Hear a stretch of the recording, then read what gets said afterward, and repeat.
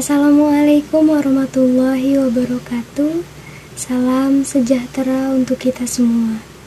Saya Sutiat Alawiyah pada kesempatan kali ini akan memenuhi persyaratan tugas dari mata kuliah Profesi Kependidikan dengan beberapa soal yang telah diberikan. Dan untuk pertanyaan pertama mengenai pengertian profesi pendidikan. Sebelumnya, mulai dari pengertian pendidikan, ialah pembelajaran, pengetahuan, keterampilan, dan kebiasaan sekelompok orang yang biasanya diturunkan dari satu generasi ke generasi berikutnya melalui pelatihan, pembelajaran, penilaian, maupun penelitian. Pendidikan biasanya dilaksanakan atau biasanya terjadi di lingkungan masyarakat, sekolah, maupun keluarga. Adapun pengertian dari profesi, yakni suatu kegiatan yang memerlukan keahlian dan kecakapan yang sesuai dengan standar mutu melalui jenjang pendidikan tinggi yang telah ditempuh. Jadi dapat disimpulkan bahwa profesi kependidikan atau profesi pendidikan adalah suatu pekerjaan dalam bidang mendidik yang memerlukan keahlian khusus melalui proses pembelajaran atau pendidikan tinggi, lalu setelah itu lulusan pendidikan akan mendapatkan gelar profesi.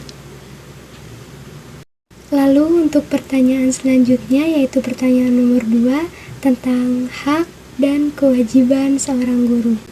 Mengenai hak guru merupakan hal yang layak dan pantas didapatkan seorang guru, seperti yang telah dikukuhkan oleh hukum negara dalam Undang-Undang Nomor 14 Tahun 2005 tentang guru dan dosen, yakni yang pertama, guru berhak memperoleh penghasilan di atas kebutuhan hidup minimum dan jaminan kesejahteraan sosial. Yang kedua, guru berhak memperoleh perlindungan dan pelaksanaan tugas dan hak kekayaan intelektual. Yang ketiga, guru berhak mendapatkan promosi dan penghargaan sesuai dengan tugas dan prestasi kerja. Yang keempat, guru berhak memperoleh kesehatan untuk meningkatkan kompetensi. Yang kelima, guru berhak memperoleh dan memanfaatkan sarana prasarana pembelajaran untuk menunjang kelancaran tugas keprofesionalan. Yang keenam, guru berhak memiliki kebebasan berserikat dan dalam berorganisasi profesi. Yang ketujuh, guru berhak memiliki kesempatan untuk mengembangkan dan meningkatkan kualifikasi akademik dan kompetensi. Yang kedelapan, guru berhak memperoleh pelatihan pengembangan profesi dalam bidangnya. Selain dari hal tersebut, hak yang pantas didapatkan oleh seorang guru, namun di samping itu, guru juga memiliki kewajiban, diantaranya mendidik, mengajar, membimbing, melatih, mendampingi, menilai, dan mengevaluasi peserta didik dengan membuat rencana pembelajaran serta melakukan pembelajaran yang bermutu dan melakukan penilaian hasil pembelajaran murid. Semisal dengan membangun suasana atau membangun chemistry belajar mengajar yang menyenangkan guna menghasilkan pembelajaran yang efektif dan responsif yang baik dari murid-murid atau peserta didik di sekolah.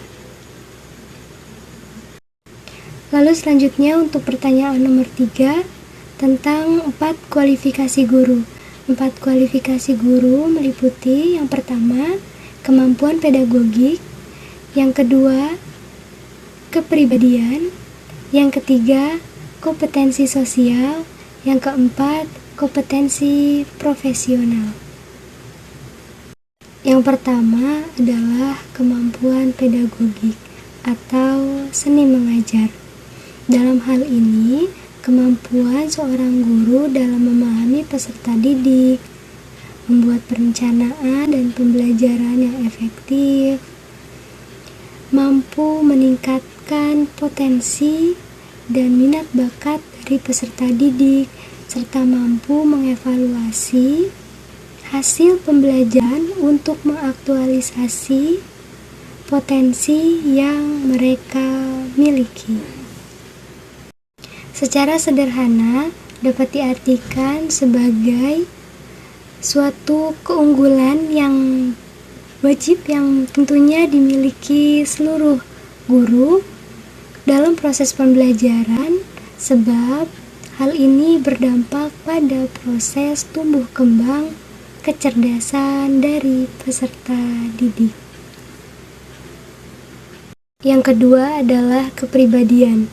Kepribadian atau jati diri biasanya ada dalam diri seseorang tentang tata bicara, sopan santun, dan etika. Kepribadian yang baik dalam diri pendidik atau guru sangat menunjang atau sangat berpengaruh dalam proses belajar mengajar.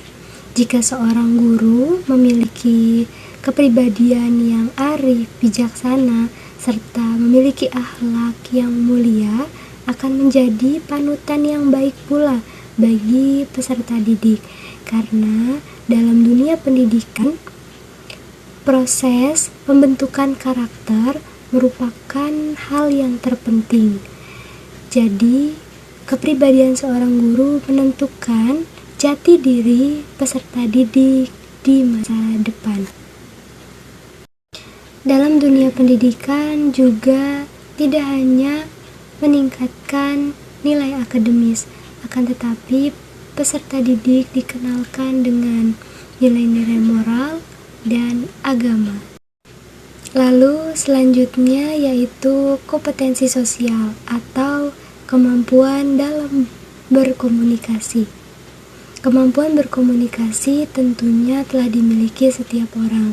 Namun dalam hal ini, seorang guru yang mampu berkomunikasi dengan baik, maka penyampaiannya dan pengarahannya kepada murid atau peserta didik dengan tata bahasa yang baik dan sesuai dengan kaidah kebahasaan, maka penyampaiannya tersebut akan diterima juga dengan baik oleh peserta didik.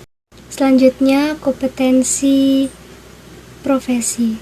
Tentunya hal ini dimiliki seorang guru yang telah menempuh pendidikan tinggi yang menjadikannya mampu dan mahir dalam mengajar, membimbing, melatih, dan mengevaluasi peserta didik, serta mendapat pengakuan.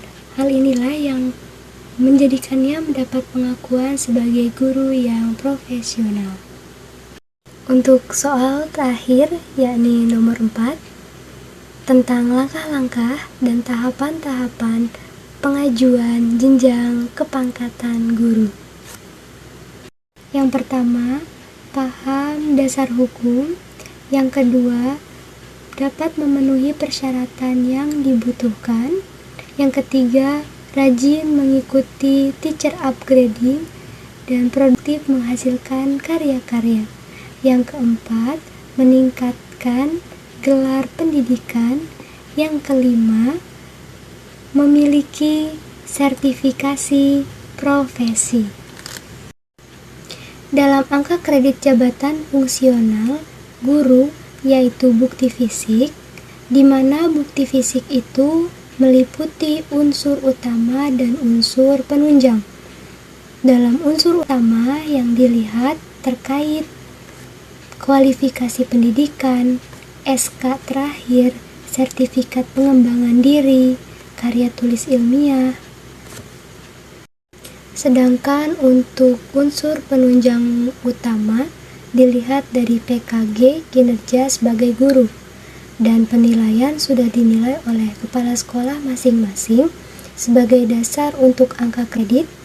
Maka dari itu harus ada persyaratan untuk bisa lulus untuk naik pangkat jika terpenuhi PKG dan PKB.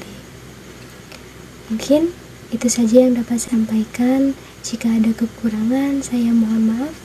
Wabillahi taufiq wal hidayah. Wassalamualaikum warahmatullahi wabarakatuh.